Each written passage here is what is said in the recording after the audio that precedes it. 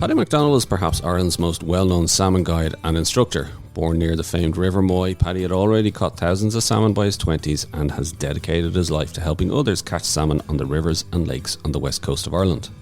For this masterclass, Paddy will be sitting down with myself and Dara with tips and advice to catch more salmon this season. With a focus on summer salmon and dealing with difficult conditions, Paddy will explain how to approach a pool, salmon lies, and how to read the water, and the importance of creating the vulnerable prey image in the water. For the second half of the webinar, Paddy will be answering audience questions directly, so this is a unique opportunity to have your salmon questions answered by one of the greats of Irish salmon angling. Tickets cost just €10, plus we have a 50% loyalty discount if you've been with us for the first two webinars, and to check it out, go to www.irelandonthefly.com/masterclass to register and find out more.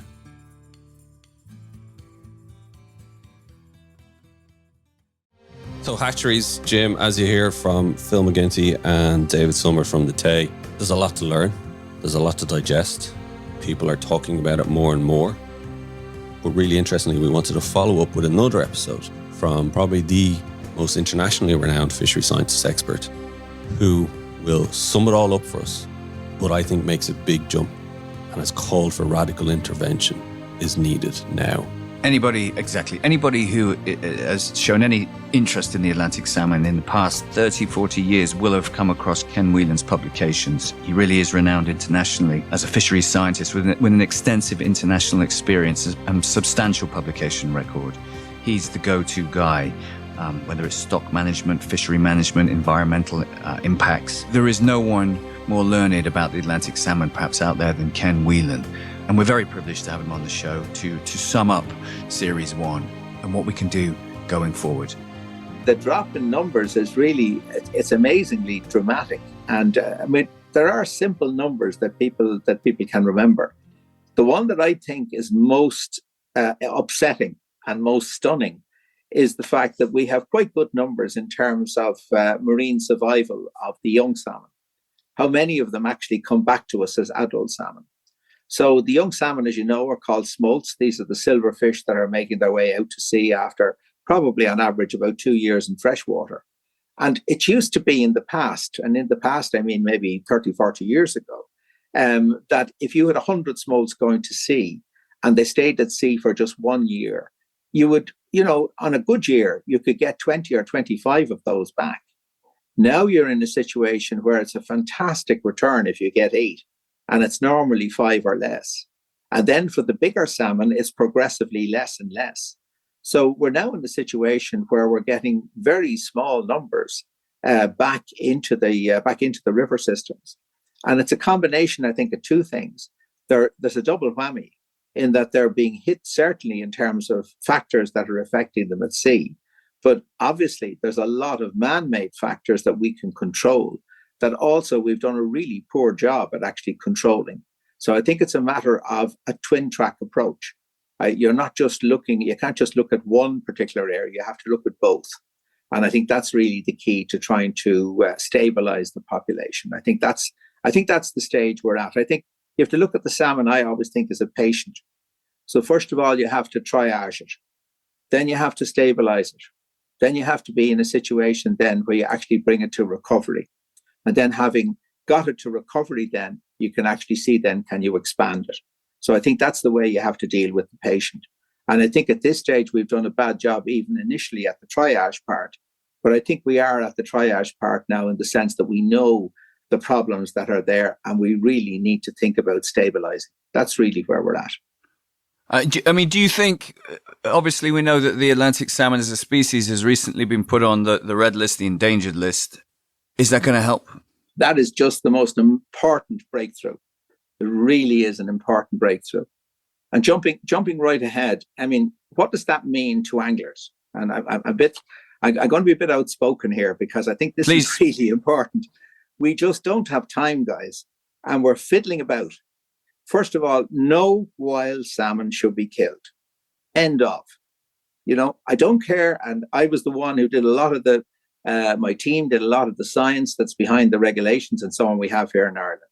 Got to the stage now where we have this creature that's near critically endangered. This creature should not be killed. So I did a little podcast, a little video podcast for Atlantic Salmon Trust on catch and release, and we called it The Gift, because when we're doing the interview at the end, the interviewer asked me, like, why are you telling people to do catch and release? And I said, look, I want all anglers to give a gift back to their local river. And it's not to their trust, it's not to the local conservation group. It's not to the water companies. It's a gift to that river. And give back a gift of wild eggs. There's no one else can replicate those wild eggs. You cannot make them. You can't make them in a hatchery. So the idea that you would kill those wild eggs is anathema at this stage. And I really think people have to take this seriously. And I would ask anglers not to be waiting on the authorities to make rules. You should be showing the way. You absolutely should be showing the way. And I think that's really important, that it has to be a very, very simple equation for people. Just tell them, no, we don't kill any more wild salmon. We've put ourselves in a situation where through the wild fish and with other colleagues, they've managed to do a fantastic job at getting these fish designated to such a position now where governments have to act. Let us as anglers act. I think that's really important, that we now start doing that straight away and not waiting for complicated rules. The story is these fish are on their fins, if you like, and therefore we have to help them. That's it. I mean, should we be fishing for them, Ken? There's an argument to say, should we leave them alone? I must say, I'm having that discussion with myself at the moment. I think in a situation where you have a good surplus of salmon, and we're lucky in Ireland, in some of the rivers, we still have a reasonable surplus of salmon. I think there's a justification there. I think there's certainly a justification if we go ranching. And I think we have to start looking at ranching as a real alternative. And I've been involved in ranching for many, many years. There's a huge amount of confusion about what ranching is and a lot of misinformation about what ranching is. But I think in the context of trying to support rod angling into the future, ranching has to play a major part in that. And I think in rivers that are under pressure, I think people really have to think about the consequences of fishing in those particular rivers. So I think that debate has to come to the fore. Well, let's maybe start it, Ken, in terms of, because obviously your expertise and knowledge, just explain to people what is ranching, what's maybe gone on before, has it worked, has it not, and why you're arguing for the need of it.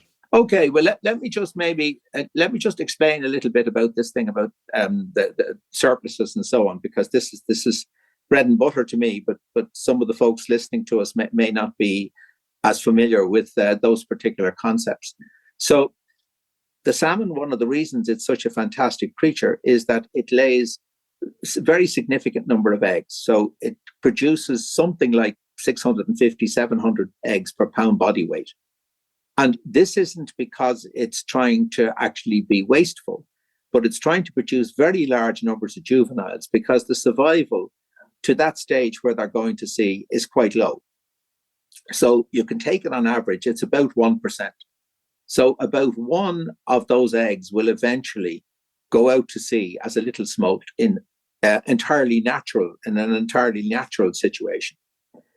When they come back in, if they're very successful and they lay as adults lots and lots of eggs, they can at times then produce very significant numbers of fish back into their rivers under very natural situations. At that time, you have more fish in the river than are technically needed to keep it going biologically. And that surplus is what anglers really depend on to have really good fishing. They need years where the fish are producing far more than the fish that are needed to keep the stock of fish going. And in a river where you still have surpluses, where you still have this excess over what is needed just to keep it ticking over, I think there's justification for angling.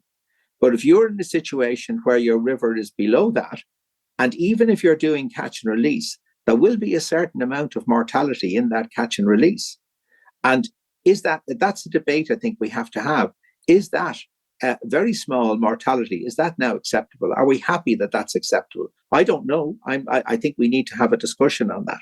I'd be concerned about it because I think if we're going to actually maintain a position whereby we're we're trying to protect a creature that now is almost endangered, I think it will be hard to justify fishing for them in a situation where a particular stock is under pressure. And is that why you're looking at the ranching, you think, as a kind of a way to kind of... Well, the ranching is purely as... I'm very conscious, having worked so long in Scotland, I'm very conscious of the importance of these fish to owners and to bigger estates and so on. The model in Ireland, Jim, as you probably know, is very different. Most of our waters are run by small individual owners or by clubs. We don't have the big estate issues that you'd have in Scotland. So there's always going to be kickback in terms of we have to keep the rod fisheries open. I think we'd all like to see rod fisheries open as well. And ranching can achieve that, but only in particular locations and only if people understand what ranching is and how it works. And I think that's really important. And what tends to happen is that, people get some wild eggs and they grow some wild fish and they get some wild smolts and they put them in the sea and they say, well, that's ranching. That's not ranching. And I think they need to understand what's involved, the complexity of it and the cost. The cost is very, very big, but it is an option if we're keen to try and keep some of our rod fisheries functioning. The most important thing to understand is that ranching is an aquaculture operation. Okay. So this is a different form of aquaculture. This has nothing to do with wild fish. You're using the wild fish as the ingredient originally, but you're developing a form of aquaculture. So the chap that I replaced in the Salmon Research Trust and then became Salmon Research Agency was a wonderful, innovative biologist called Dr. David Piggins. And when he was running the research station in Mayo, he needed additional fish for his experiments. And the number of wild salmon he had was very healthy, but he didn't have any surplus salmon to any great extent that he could use for tagging and for doing all sorts of different studies. So he read up about ranching in the Pacific, and he decided that he would go salmon ranching in Burrishoole in Ireland. And this had nothing to do with angling. This was to do with producing more fish for experimental purposes. So he started about 1964-65, taking grills, wild grills, coming in from the sea and taking the eggs from them, and of course producing then the smolts in captivity. Then what he did was he actually took a very, very long time to develop a core ranching stock. So only the fish that came back from the sea were used as adults for the next generation. So he didn't mix in any more wild fish. So over a 10, 12, 14-year period, he built up and built up and built up his actual brood stock of ranched fish. Now, there were no genetics available to him at the time. So this was all done with old-fashioned but very efficient fish husbandry. So having built up this stock of fish, he realized that these fish, the return rate of these fish was actually improving over time. He was really very, very good at fish husbandry. So really careful, these fish were reared at low density. The most important thing was that they had really, really good fins. The flow rates were designed so that they were actually trained as long distance swimmers. He put all the features into the development of the ranching stock so that these fish would survive well in a concrete pond, but would also survive well at sea. And finally, when they were looked at, they were genetically quite different to the actual core stock of fish that he had originally used. So he produced literally a horse for a course. He had produced a stock of fish that would actually artificially would return back to you. But what we found out subsequently was Phil McGinnity, who used to work with me, is a very brilliant geneticist. He was able to show that they don't, in controlled experiments, they don't perform well in the wild at all, these fish now. They're much less efficient at actually looking after themselves if you try and put them out as babies into the wild. But they're very good at surviving in a pond, and they're very good at actually surviving at sea. Not near as good as wild fish, but they're still significantly better than most stocked fish would be. So what you have then is a creature that you don't want that creature crossing with wild fish. Right. It's only produced for 3 reasons, okay? So it's produced to give you more eggs. They're produced to give you the next generation of fish if you're a salmon scientist and want to use them for research purposes. And the fish, when they came back, they suddenly created for David this very, very useful rod fishery, because all of these fish were gathering in this saltwater lake below his traps. And the anglers suddenly realized this was fantastic. And the fish were, on average, they were maybe a pound, 700 grams or so heavier than any of the wild fish. Fabulous looking fish, beautiful fins. And I can remember being with David before I ever worked up there. And in came two Icelanders to talk to him about his ranching techniques. And those ranching techniques were then taken to Iceland. And they developed a ranching program in Iceland that I was lucky enough to film when I went out with Kevin. So they had the ranching program in Iceland, and that produced both fish to the rod and a commercial fishery. But unfortunately, they had huge issues with straying because of the commercial ranches, and they stopped the commercial ranching, but they continue now with the rod ranching. And the ranched salmon that David Piggins developed in Burrishoole, when we had the sea trout crisis with the sea lice, they are the fish that were actually sold to Delphi, to Peter Mantle in Delphi, to kickstart the Delphi ranching program. So developing a ranching stock and using the ranching strains, that's the key. And separating them out completely from the wild fish. Don't mix your metaphors. Separate them out completely. And there are some really massive issues here, because imagine a situation where you've released a very large number of fish out to sea, and you get a very, very low drought, a very low water drought year, and huge numbers of fish come back, and they just turn brown in the estuary. There's no commercial fishery out there. You can't get them into your river. How do you handle this? What do you do with these fish?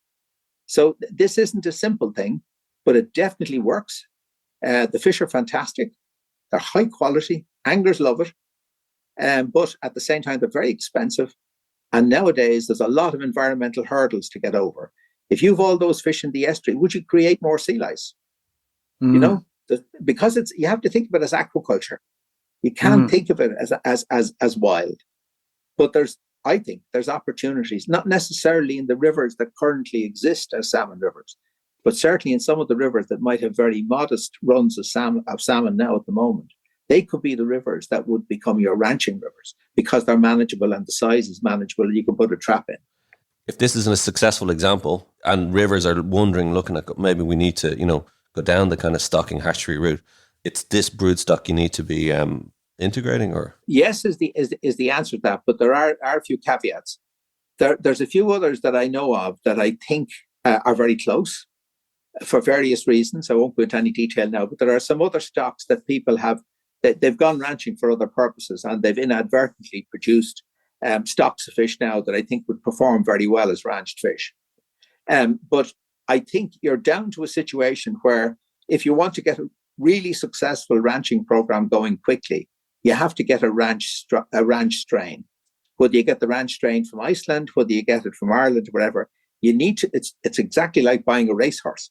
You have to look at the pedigree, and you have to bring in, and that again is a big issue. Whether you'll get permission to do this or not.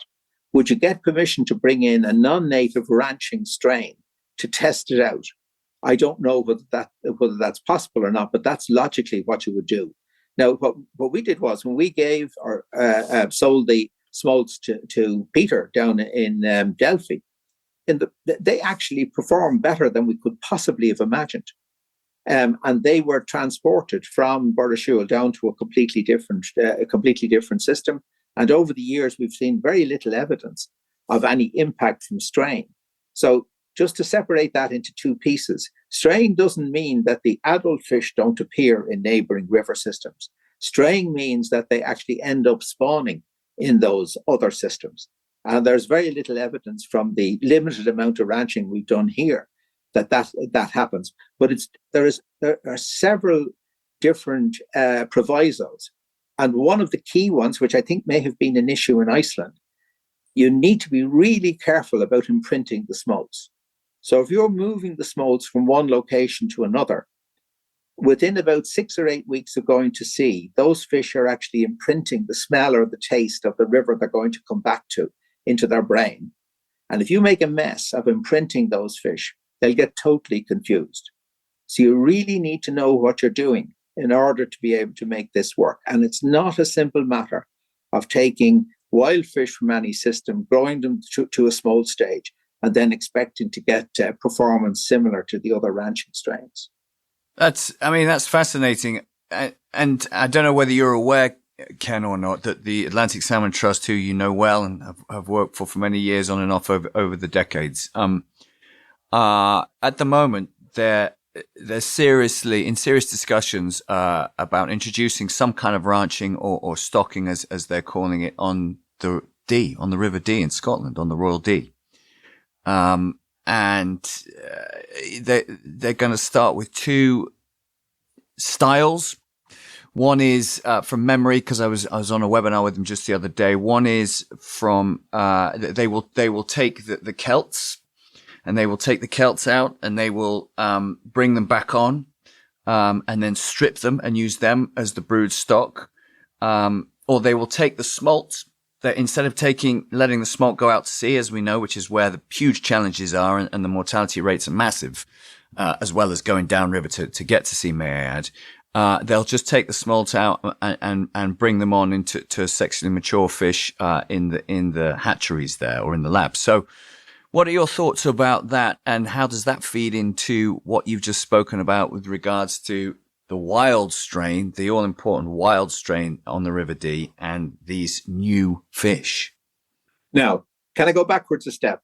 When you replay this, okay, watch, you have just done exactly what I said not to do. Okay. Let me explain to you. Now, this is exactly why the confusion arises. Every single angler I know does this. They say, right, they're going to do this work on the Dee, and they're going to go ranching, or maybe it's stocking. Now, that's the point. You're mixing the metaphors. The Right. ranching has absolutely nothing to do with what they're doing on the Dee. Okay, and this is just Ken Whelan's view. I think if we're going to get ranching as a successful initiative, you have to separate it out completely from efforts to try and support wild spawning stocks. It has absolutely nothing to do with supporting wild spawning stocks. It's purely to give eggs, to give fish flesh if you want to harvest the fish, which they do in Burrishoole to offset the cost, or if you want to give angling. So it's an aquaculture initiative to provide you with fish. So can that only be done, Ken, then in a dead river, so to speak? No, it can be only done in a river where you have a trap. And that was one of the big contentious issues on Delphi, was that originally there was a trap to be put in on Delphi. So what they do on Delphi is they do netting in the autumn time to take out as many of the ranched fish as they can. But my own personal view is I don't think that's adequate. I think there should be a trap. And what you do is you adipose clip, you clip the little fin on the back of the ranched fish. And if you have a trap or a lifting floor, as we have in Burrishoole, you can separate out the fish just by sight. And you can lift out the ranched fish. You can separate them out from the wild. And that's why in the bigger rivers, it would be very, very cumbersome and complex to try and do this. But to get back to Jim's question, and obviously I'm still associated with AST. I'm lucky enough to be one of their vice presidents, so I'm well aware of this particular project. I think we're at a stage now with some of our really valuable stocks where intervention is absolutely called for.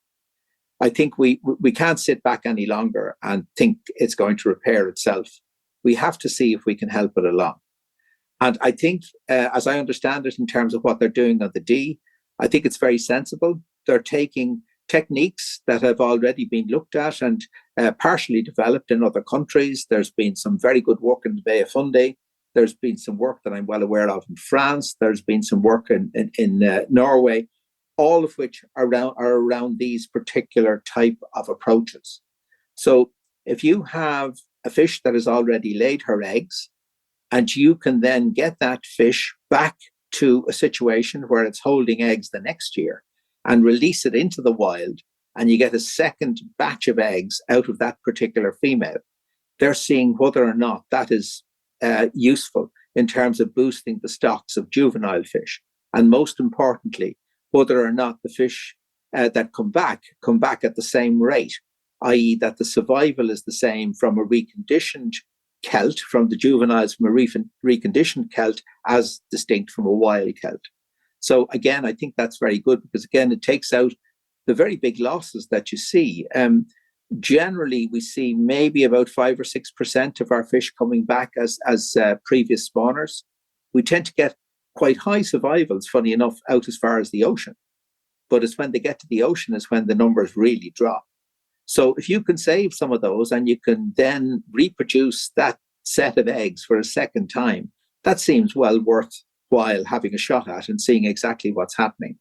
And then the idea with the smolts is that you let the smolts basically sort themselves out in terms of what I was describing earlier, where there's huge competition amongst the eggs and the fry coming out from the eggs and the parr and so on. So you end up with very tiny number of smolts, relatively speaking, going to sea. But if you can get over the marine survival part and actually get those perfectly wild fish to the adult stage and try them in freshwater by again releasing them and letting them spawn naturally. Again, I think those two things are well worth looking at and seeing what contribution they'd make. And the purpose there is to protect the wild stock of fish. So that's why I'm separating out this from ranching. I see ranching as a substitute for the angler's need to go angling. But I think that all of these other things then would happen in the background, where you would actually be trying all these innovations. And it's great to see now that AST are working with colleagues in places like Maine. There's been some fabulous work ongoing in Maine for the last 5 or 6 years, looking at how we can help nature along. It's quite complicated because the genetics of all of this are very complicated, but I think it is time to intervene, and I wholeheartedly support those initiatives. Great. Just on that, on the subject of genetics, Ken, obviously the big question, or one of the big questions, is if we start stocking in the manner that you've just described so wonderfully, such as they're planning on the D. The unknown, I guess, is if we take out the fish going out to sea, or we take the eggs from a reconditioned Celt, is that going to mess with the DNA, with the genetics, and therefore the sort of the survival of the fittest, to put it crudely, the Darwinian nature of the salmon? Is it going to take away the strongest survive, and that's what we need ultimately, especially now? We're in a situation where I think the numbers are now so low. I mean, they have a beautiful index system called the Gurnock Burn that I've been watching for decades on the D. If I remember right, the Gurnock was down to 2 fish, I think, a couple of years ago. So, putting what we're describing into the Gurnock is actually, it's not going to damage anything. So I think they're going to be super careful, and they have a really good team of geneticists who are well aware of this stuff, and we've great new technology. So they're really, really conscious of the fact that this is tricky. But at the same time, they're not going to be producing very large numbers of eggs. So if you sit down with your calculator, I always do this. If you sit down with your calculator and just work out the number of eggs that are being laid in your local river, very roughly, you'll see that it comes to huge millions very quickly, and huge millions of fry and very significant numbers of smolts, even at a time when our survivals are low. So the very modest number of fish, of experimental fish, if you like, that will be released are very useful and significant, hopefully, for science. But they're not actually going to impact on the genetics of the overall stock, unless you're in a situation where they prove to be really successful, and then they'll mass produce them. But they'll only mass produce them if they're absolutely certain that they're going to produce an analogous fish to the wild fish. And that's what I mean by intervention. I think we have to be seen to be proactive, because in the past, what would we have done in the past? So in the past, let me take the River Moy that I know well in Ireland here, which has a phenomenal potential in terms of numbers of fish. I'm sure in the past, the Moy was probably holding somewhere in the region of 120, 180,000 spawning fish in the autumn time. That's how productive this river is. So we know from the work again of Phil McGinnity and his colleagues that there's 4 or 5 absolutely completely different stocks of fish in the River Moy. So we would have gone down to the ridge pool with our net last September, and we would have taken out our broodstock out of the River Moy, completely unaware of which stocks of fish we were taking these fish from. We would have put them in a hatchery. We would have decided, probably as most hatchery operators do, myself included, you tend to be drawn to the really healthy looking fish. So you take the big healthy male and you take the big healthy female, and you're stripping fish from two completely opposite ends of the catchment. You're then going up, let's say you're releasing fry, you're then going up in sort of May time, you're picking what you subjectively think is a lovely stretch of river, and you're pouring these fish in there, probably into the mouths of very hungry trout. So you've messed with the genetics, you've messed with the biology. So I think we know enough now not to do that. But I certainly think we can't sit back and fiddle while Rome burns. I think we now have to very carefully start moving forward. And that's why the pressure is going to come on now where people still want to go fishing. So we have to look at new things. And that's why I'm just suggesting the ranching as a discussion point. Let's think a new thing. So we're hearing of hatcheries, we're hearing of stocking, but should we just be looking at and calling it from ranching from now on? It depends on your objective. So we had a big conference, I think it was 2013, a wonderful conference on stocking. And we'd everyone, with all the players. We had the anglers, we had the managers, we had really good scientists from all over the world. It's all on the internet. All the presentations are still on YouTube. At the end, at the discussion period, I said all what I've said now at that meeting. It fell on deaf ears. But anyway, at the end, when I was doing the discussion period, I asked one simple question. I asked the audience, are you here because you want to catch more fish, or are you here to save the wild salmon? And they all told me they were there to save the wild salmon. And I don't believe them. I think at least half of that audience were there because they want to catch more fish. And as a biologist, I'll respond in two different ways. If you tell me you want to catch more fish, I'll think about ranching. If you tell me you want to actually protect the fish, I'll start closing rivers and I'll start stopping angling and so on. And there's a contradiction there. And it's just for people to be clear as to what they're doing. And I think, of course, they should be protecting the wild fish. But the timeline for generating the surpluses to give you angling is very long. So many years ago, we were closing the drift nets. We were buying out the drift nets here in Ireland. And we were a week away from the decision in our parliament in relation to that. And a friend of my dad's rang me from the River Slaney. And he asked me a very simple question. He said, Ken, when am I going to have wild salmon on my table at Easter again? Okay. And I said to him, well, looking at the data we have from the Slaney at the moment, which was in a particularly bad state, it's a beautiful river, Jim. You'd love it. It's all 2C winterfish, very few grids, beautiful small 2C, just like the D, 2C winterfish. And it was on its knees at that point. And I said to him, well, I think it'll be at least 50 years before we'll actually get to where we were 20 years ago, and he got really upset. Not with me, but the reality of what we were dealing with. Because at the end of the day, I said to him, look, it takes 5 years to produce one particular cycle of springers. 10 years, it's only 2 cycles, okay? So 50 years, it's only 10 cycles. Yeah. So in reality, from the modeling my colleagues were doing, that seemed fast. That was good. So that's the problem, is that people, we obviously all live within our own little lifespan. We have to, and think more importantly, within that lifespan. So because of that, we tend to want things to happen within that time period. And if they're on their knees like this, we have to be realistic in terms of where this particular program is bringing us. So I think the D one is very good because they're looking initially at 2030, and overall they're looking at 2050. I think those timescales are real. I think they're very good. But again, I know I'm harping on about this, but I think we need to be thinking about angling as well, because people are confusing the two things. They are thinking that this is going to produce big numbers of fish on the rod. It's going to save the salmon, but it's not necessarily going to produce big numbers of fish until you're generating surpluses. And that's going to depend a lot on the marine as well. So I think it's the problem, Ken, that scientists, a lot of fishery science, is approaching it from the wild salmon perspective.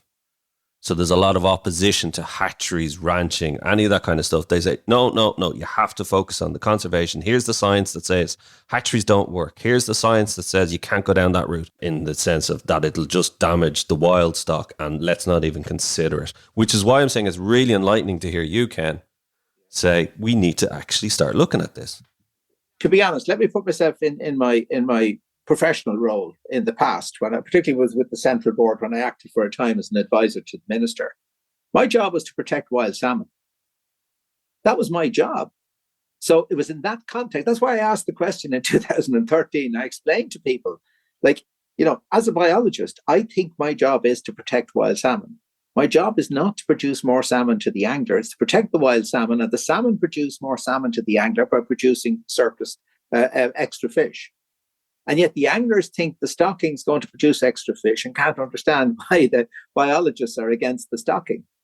And hopefully our debate this morning now is helping to try and clarify that we shouldn't be fighting. This isn't a matter of fighting, but people who are promoting stocking need to understand they could damage the wild fish with the stocking if they don't do it properly.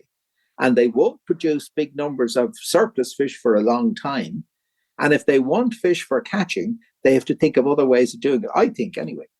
Is there enough there to prove that we're not doing long-term damage to nature and the salmon by doing this? Okay, another indirect way of answering that, but hopefully it'll be a powerful argument. I stood in the water, not too far from where you are, down in Dungarvan with Jason. In late June, on a Sunday evening last year, we had just run a course for people, teaching them fly fishing for saltwater fish. And everyone had gone, and Jason and I stayed on to see could we catch some more of the thin-lipped mullet. And I put my hand in the water, and I really was shocked. It was so warm. And I had no idea that we were getting hit by that marine heat wave at that stage. And I said to Jason, and he came back out into the water. And we stood there like fools as the light went down, saying, my God, this is ridiculous. This is the Mediterranean. And that marine heat wave actually pushed up the temperatures around Donegal in the northwest of Ireland by 4 degrees for several weeks. So I'm afraid we've done our messing with nature. Our messing with nature is now being reflected in terms of these enormous changes from climate change. So the argument that we shouldn't mess with nature is gone way out the door. And we really have to now try and trust the scientists to be super careful at what they do. But I really do believe that we have to intervene. There is no option now except to intervene, at least in some locations. That doesn't mean that we go mad stocking and building hatcheries, but we need to look at innovative techniques and see if we can produce innovative techniques that, in parallel with big programs to try and lift the pressures off the fish, can do the trick for us in terms of producing more more wild smolts to go to sea, which to some extent might counteract the losses at sea and give us a stronger run of fish back into the rivers. Remember the analogy I said earlier about the patient, the stages that we're at, the triage, the stabilization, the recovery. So at the end of the day, we're hopefully thinking now about the stabilization phase. Then we have to get to the recovery phase. And it's in the recovery phase that we probably will start applying these techniques. And then after that, then we're building the surpluses. So I think that's the way to approach it. And I think people have to come with us as scientists in terms of doing this. Otherwise, there's a real risk that we will start losing individual stocks. Thank you, Ken. That's a great way of rounding it up there and bringing in climate change. And just to jump off further, if I may, Dara and I, try as we might, we've had Charles Clover on, the Blue Marine Foundation. We're desperate to learn and to share with our audience more about what happens to our fish out at sea, knowing the huge mortality rate that they face out there. I'm sad to say that, since we ended our big Salmon at Sea, our SALSEA program, ended with our big conference in 2012. The field work ended about 2010. We have never followed these fish out to sea. We haven't had a follow through. We've lots and lots of modelling going on. There's lots and lots of very intensive research going on. We don't have any simple answers, I'm afraid, in terms of the marine stuff, but we have some really clear indications as to what might be happening. So there's some very good work has been funded by AST looking at the plankton, and that'll be published now very soon. And there certainly are very major plankton changes, planktonic changes off the west coast of Scotland around the time when the smolts are actually going to sea. And that's no great surprise, because we know from the marine side of things that the oceans are changing and that they're changing fast. So again, just think about it maybe in simple terms. So we've brought our little smolt then to the estuary. And when the smolt gets to the estuary, it's made this incredible transition from freshwater to saltwater. So that's already put quite a lot of stress on it. But thankfully, most of the transition has already taken place in freshwater. It's actually happier in saltwater than it is in fresh. So I always visualize my research station in Burrishoole off the west coast of Ireland, because it was actually quite close to what we call the smolt highway. So the smolt highway is this current that the fish will actually follow on their way up to their first feeding grounds, which we now know clearly are off the northwest coast of Norway. So when the fish goes out, or indeed is heading out to that smolt highway, that fish has to feed. And nature has designed it so that the planktonic animals that creature needs, that those creatures are of the right size and have the right nutritional content. So in the stable situation we would have had 100 years ago, that pattern was taken almost as a given, that the synchronicity of the plankton being available at that time of year in that particular location, that was met by the fish actually moving out and starting to feed. And why is that so important? Can they not, starve for a while and then survive? Think about what these fish are doing. And it was an oceanographer said this to me many years ago, and he was so right. So our little smolts are going out in round terms. Let's say they go out at 14 centimeters. They're coming back to us at 55 to 60 centimeters as grills. And they're coming back to us in about 14 or 15 months' time. They're not doing much swimming. If you look at the energetics, if you look and see what that body actually needs, it needs food. It needs to be growing all the time to make that incredible growth from 14 centimeters to 55. If anything interferes with that, it makes that fish weaker. That sea out there is full of predators. And if that fish is any way weaker than it should be, good night, it's gone. And I think that's really what's happening. I think we're in a situation where the changes in the ocean are so profound that we're having hit and miss years. We're having a situation where at times everything goes right, but much more frequently now, things are going wrong. If they get stuck in the wrong current, we've saw that from Salsea. And surface currents are really important to smolts because they're right at the very surface layers of the ocean. If you have winds going in the wrong direction, that can actually change the surface currents. So my little fish coming out from Northwest Ireland, rather than turning right and going to Norway, if the winds are wrong, he may basically end up going slightly left and over towards Iceland. He's gone then. He's gone to me. He's not actually going to make the grade at all. So it's all down to the way the marine environment is moving. And at this stage, from a salmon point of view, we don't have enough information to be able to see exactly what's happening. But what I found very frustrating was the fact that when the big Salsea program was ongoing, we managed to identify, at least tentatively, where the first feeding grounds for these salmon were. And we came up with this idea that, look, if the fish are gathering there every year, could you not survey them in that particular location and see how well they're doing? At least you could tell people a year in advance, this is a very bad year or this is a very good year. And we've never done that. So we leave them on their merry way. We build lots and lots of models. We fund lots of research. My feeling is, and I'm biased because of the amount of effort we put in collectively to try and get out to sea the first time, I think we're mad not to be out there following them, because I don't think we can possibly understand what's happening if we're not out there at various stages following them on their track. It seems so obvious, and it's something that I'm personally very fascinated in. I'm trying to get a project off the ground to do exactly that. But it sounds very simplistic to say let's follow them and then we can monitor them. But the reality of that, how are you gonna you can't, what do you do? Do you follow a tagged smolt? I mean, that's going to be tricky. How do you follow fish that are going out into the open ocean to the Voring Plateau or wherever they're going? How do you monitor them to the extent that you need to get that data? When we started Salsea in 2008, this is what we faced. So we had these ships that we had got, maybe 18, 20,000 a day for a ship. We got these ships we got for nothing, to involve us in the program. And we went out there not knowing what we were doing. And the very, very first haul of fish we took off Galway, we got 2 salmon smolts and 2 or 3 sea trout. And we got fish almost the whole journey. We got 3,000-4,000 fish during the journey. So I think we know enough about it now in terms of the smolt highway, the location of the fish. And remember, the fish can't swim all over the ocean when they're tiny. Keep thinking about the energetics. These fish have to keep retaining energy, not wasting energy. So they're going to feed within the current.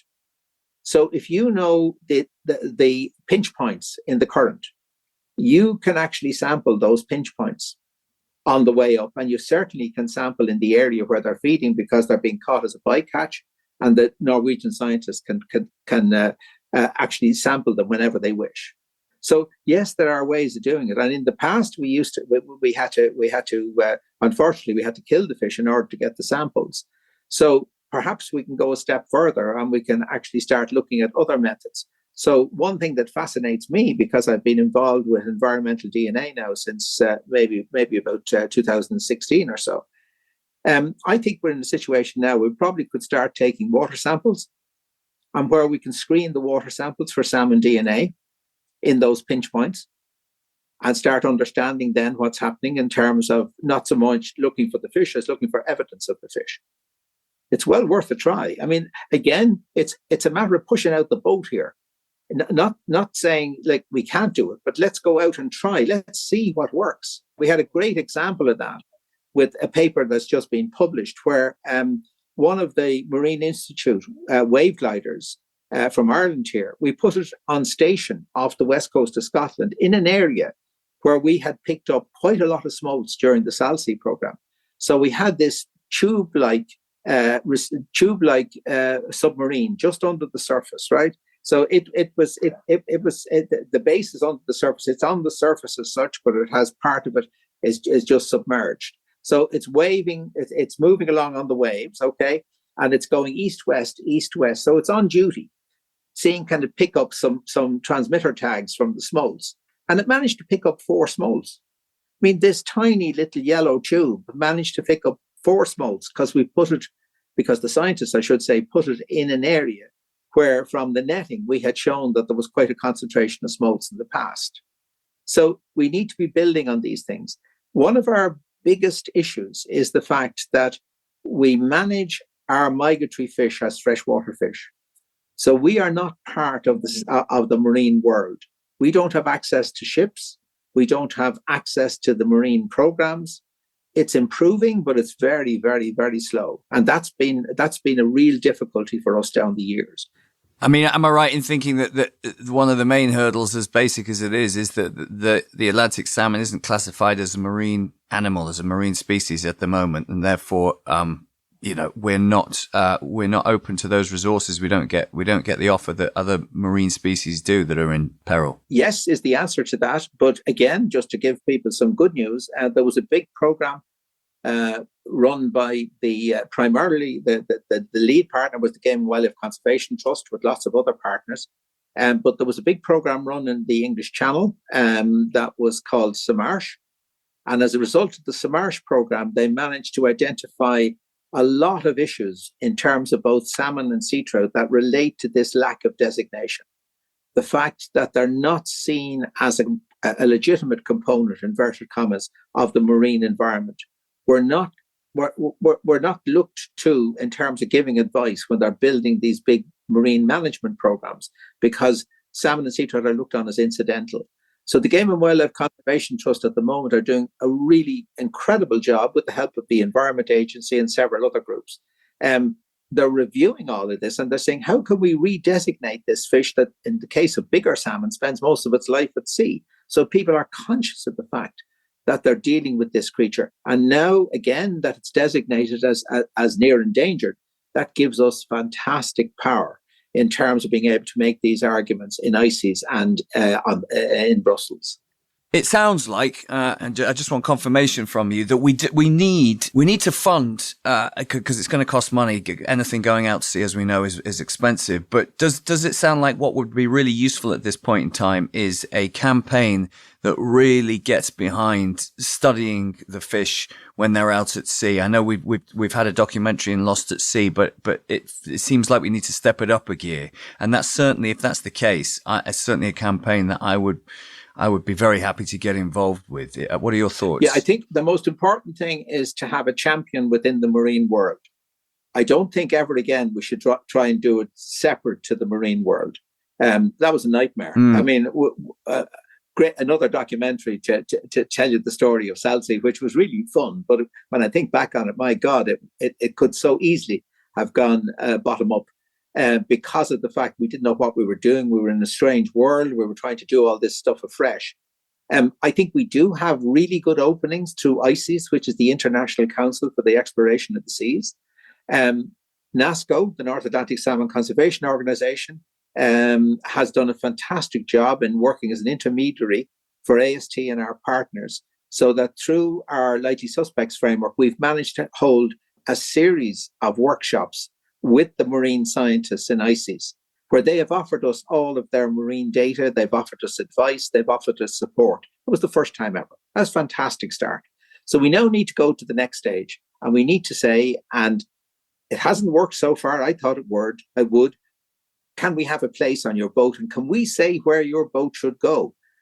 We're not there just to pick up the pieces you collect when you're looking for herrings. We need to be able to say where your boat can go. If that doesn't work, then we need to go back to the Salsea model and basically look for funding to do it ourselves in conjunction with the marine people, because the oceanographers, the people who know about other small marine species, they're invaluable to us. They're essential to us in terms of understanding what's happening. But I think, we haven't time to sit and wait around.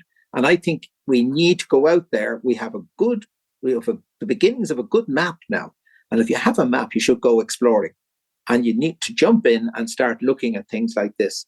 And I'd be fully behind that and just row out the boat and see what happens. Okay, so we're putting the official flare up. Anyone listening who has any context or indeed runs any big, wealthy, national or international marine foundations, please do get in touch. We need you. The salmon need you. Ken, we asked the last few questions to all our guests. And I'd be interested in your thoughts on these. I'll start off with the one, if you had £1 billion, €1 billion, $1 billion, what would you do to help save the Atlantic salmon? I'm going to sound like someone from the AST because I'm from the AST. So AST has kicked off the most amazing innovative program in Scotland that I think is fantastic. So it's looking at watersheds, very much like Guido, looking at watersheds, looking at catchments. And it's saying everybody at this stage is putting money into biodiversity loss and into climate change. How can we piggyback on that so we can put catchments back together?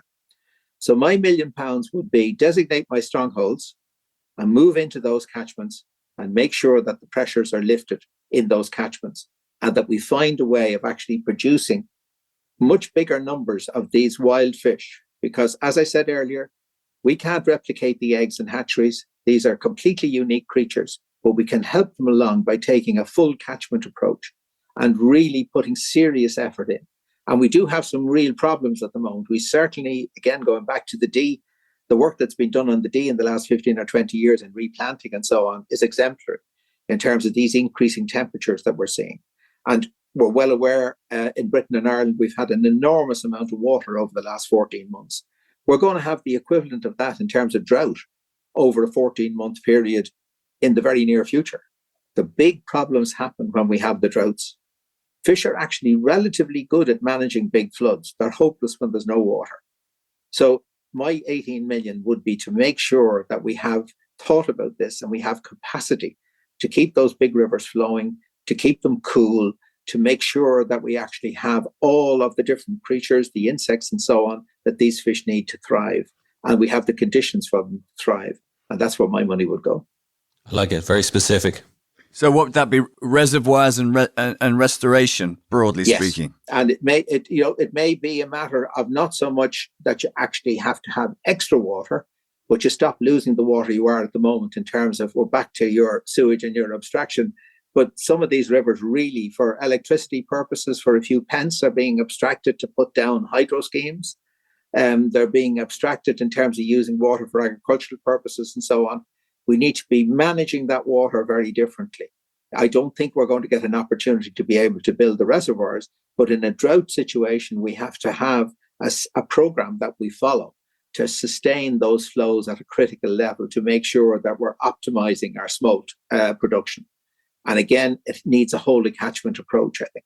Ken, the second question we ask is, alternatively, you have no money. And this is advice for anybody at home who's sat on the couch or in the car or whatever listening to this podcast. What can we all do to make a difference for the salmon? Well, I think that certainly in the context of anglers, I would ask anglers to again think of this idea of the gift. I think that's the first big step, is the gift. Just say, no, every day that I fish, I'm going to give this river a gift. I think that's number one. The second thing is that please do get involved with your local community. So I've spent, through my consultancy, about 12 years now working with local communities here in Ireland, teaching them how to look after their local rivers, their local lakes. There's an army of supporters out there that we haven't mobilized yet. Please do get involved with these groups that are looking after these smaller, particularly the smaller streams, the smaller coastal streams for the sea trout, and guide them in terms of how their work is relevant to the conservation of salmon. And I think that doesn't cost any money, makes a huge difference in terms of the effect that it could have, again, in building up these strongholds, these unique rivers that we're trying to actually protect. I love that idea. Obviously there'll be a lot of anglers listening to this. The gift, it's just so simple and so effective. Give back to the river that's giving to you. And think about how you can do that, whether it's handling the salmon better, whether it's making sure that you don't tread on any potential reds, a whole plethora of things, resting the river, if the temperature is too much. And I think all river keepers and gillies worth their salt should also, know this stuff, chapter and verse, so that they can advise the rods accordingly. I think if we all were a little more conscientious and, dare I say it, a little more activist about how we fished, I think it would make a big difference. Ken, it's your last day on Earth. Where do you fish it, and who with? I wouldn't even hesitate but to say on the Zolotoya. So there's this beautiful little gem of a salmon river on the Kola Peninsula called the Zolotoya, the Golden River. It's very similar to our small rivers in the west of Ireland with these little pocket lakes on it. Has the most fantastic population of Atlantic salmon, predominantly grills, but some slightly larger fish. So I only fished it for one day, and I have a set of photographs I just keep going back to them. It was just such a joy. And then we had a great thing happened. The helicopter broke down and they couldn't collect us. And I'm standing at the estuary and I see these fish jumping, and I said, God, they must be sea trout. And then we end the day with the most amazing hour of catching big sea trout at the mouth of this river. And I'm going away in that helicopter and I'm saying, no, just leave me, just leave me. So no, it have to be the Zolotoya. And who would it be? Well, it'd have to be my brother Brendan, because him and my dad my dad's case maybe for 40 years, with Brendan's case over 60 years, we fished together. He'd love it. Yeah. Ken, it's been absolutely brilliant talking to you. It's been enlightening, informative, engaging. I've learned so much.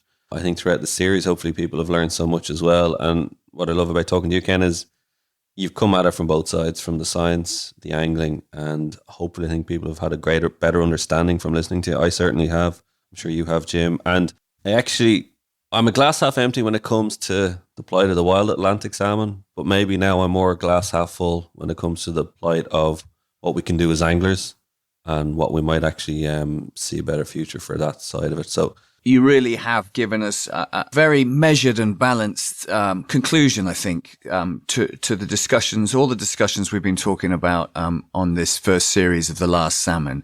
And I would like to ask, if I can be so bold, perhaps doing it live puts you in a corner a little bit, but I think things are moving so fast when it comes to the plight of the salmon now, as they should be.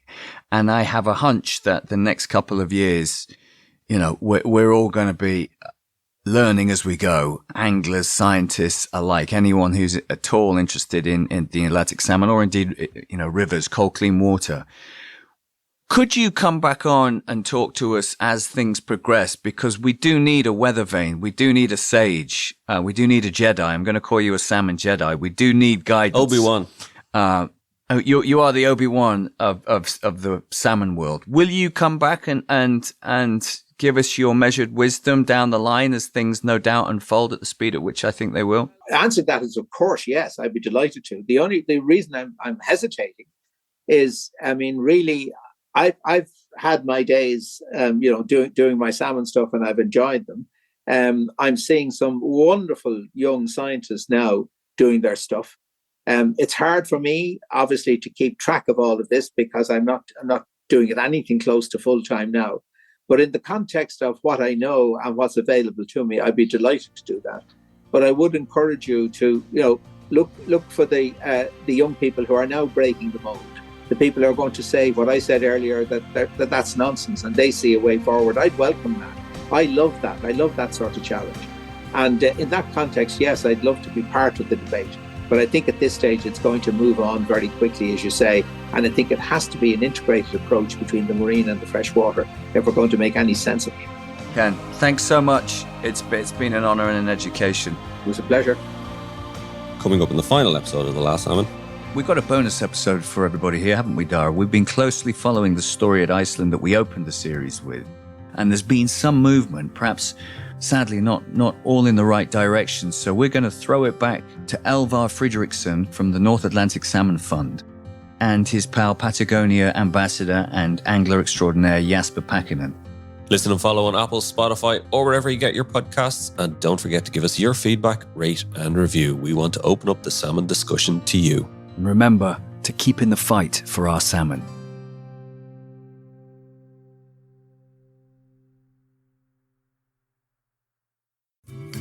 Paddy MacDonald is perhaps Ireland's most well-known salmon guide and instructor. Born near the famed River Moy, Paddy had already caught thousands of salmon by his 20s and has dedicated his life to helping others catch salmon on the rivers and lakes on the west coast of Ireland. For this masterclass, Paddy will be sitting down with myself and Dara with tips and advice to catch more salmon this season.